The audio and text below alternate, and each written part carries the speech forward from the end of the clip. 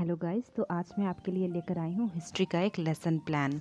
तो मैंने फ्रांसीसी क्रांति का उप प्रकरण 18वीं सदी के उत्तरार्ध में फ्रांसीसी समाज कैसा था उस पर मैंने लेसन प्लान बनाया है। तो सबसे पहले हम लिखेंगे सूचनात्मक पक्ष, जिसमें विद्यालय का नाम, छात्राध्यापिका का नाम, क्रमांक, कक्षा, विषय, उपविषय, प्रकरण, उप प्रकरण, कालांश, अवधि और दिनांक मेंशन रहेगा। इसके बाद हम लिखेंगे ज्ञानात्मक पक्ष, जिसमें कि दो पक्ष होते हैं, सामान्य उद्देश्य और एक विशिष्ट उद्देश्य। तो सामान्य उद्देश्य में हमारा जो सामान्य उद्देश्य है, सामाजिक विज्ञान के अंतर्गत जो इतिहास आता है उसके पढ़ने का क्या उद्देश्य है वो लिखेंगे, जिसमें कि पहला उद्देश्य है छात्रों में इतिहास विषय के प्रति रुचि उत्पन्न करना। दूसरा सामान्य उद्देश्य है छात्रों को भूतकाल की घटनाओं से परिचित कराना। तीसरा उद्देश्य है छात्रों की बौद्धिक एवं तार्किक शक्ति का विकास करना। चौथा उद्देश्य है छात्रों में ऐतिहासिक ज्ञान को विकसित करना। पांचवा उद्देश्य है छात्रों में राष्ट्रीय एकता का विकास करना। इसके बाद हम लिखेंगे कुछ विशिष्ट उद्देश्य कि हमें 18वीं सदी के उत्तरार्ध में फ्रांसीसी समाज को बच्चों को पढ़ाने का क्या उद्देश्य है। उसके बाद हम लिखेंगे शिक्षण सहायक सामग्री। तो शिक्षण सहायक सामग्री में अगर आपने चार्ट पेपर यूज़ करना है तो चार्ट पेपर लिख सकते हैं। इसके अलावा आता है शिक्षण विधि, तो मैंने यहाँ व्याख्यान विधि का उपयोग किया है। इसके बाद शिक्षण प्रविधि, जिसमें मैंने प्रश्नोत्तर प्रविधि का उपयोग किया है।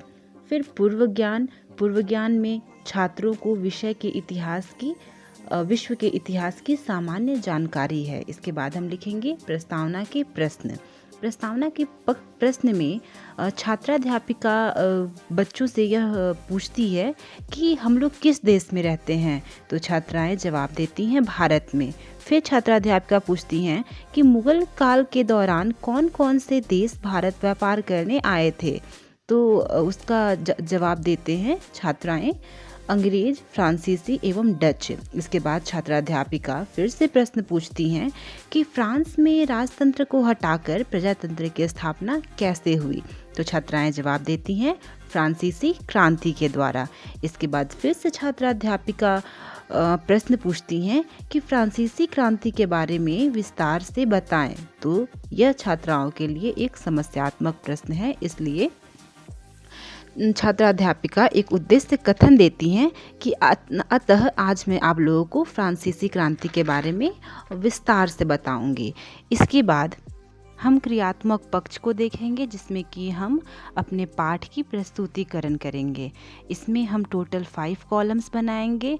पहले पेज में हम 2 कॉलम बनाएंगे। फर्स्ट कॉलम में हम लिखेंगे शिक्षण बिंदु, दूसरे कॉलम में लिखेंगे छात्राध्यापिका क्रियाशीलन। इसके बाद जो 3 कॉलम बचता है उसमें लिखेंगे हम छात्रा क्रियाशीलन, श्यामपट्ट कार्य एवं मूल्यांकन, जो आप अगले पेज में देखेंगे। तो हम इसमें शिक्षण बिंदु में फर्स्ट पॉइंट डालेंगे फ्रांसीसी क्रांति। इसमें हम फ्रांसीसी क्रांति के बारे में इंट्रोडक्शन देंगे। उसके बाद हमारा विकासात्मक प्रश्न होता है, जिसमें कि हम पूछेंगे कि फ्रांस में प्रजातंत्र कैसे स्थापित हुआ।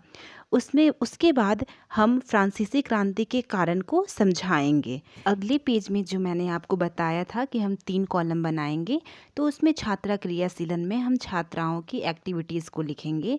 तो उसमें जब फ्रांसीसी क्रांति के कारण को बताया जा रहा था, तो छात्राएं ध्यानपूर्वक सुन रही थी एवं समझने का प्रयास कर रही थी।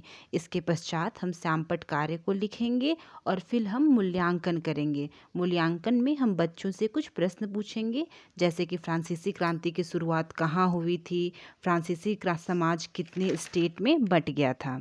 अगले पेज में हम फिर से 5 कॉलम बनाएंगे और इसे कंटिन्यू करेंगे, जिसमें कि हम लिखेंगे जीने के संघर्ष के बारे में कि फ्रांसीसी समाज में जीने के लिए क्या क्या संघर्ष किए गए थे।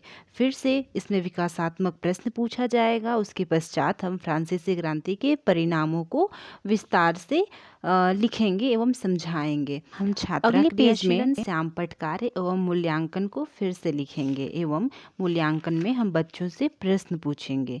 इसके बाद हमारा आता है पुनरावृत्ति के प्रश्न, जिसमें हम बच्चों से प्रश्न पूछेंगे, जिससे कि पूरे पाठ का रिवीजन आसानी से हो जाएगा। इसके बाद हम कुछ होमवर्क्स देंगे गृह कार्य, जो कि वो घर से बनाकर लाएंगे। इसके बाद हम पर्यवेक्षक के हस्ताक्षर एवं विषय शिक्षक के हस्ताक्षर को लेकर इस पाठ की समाप्ति करेंगे। Thank you.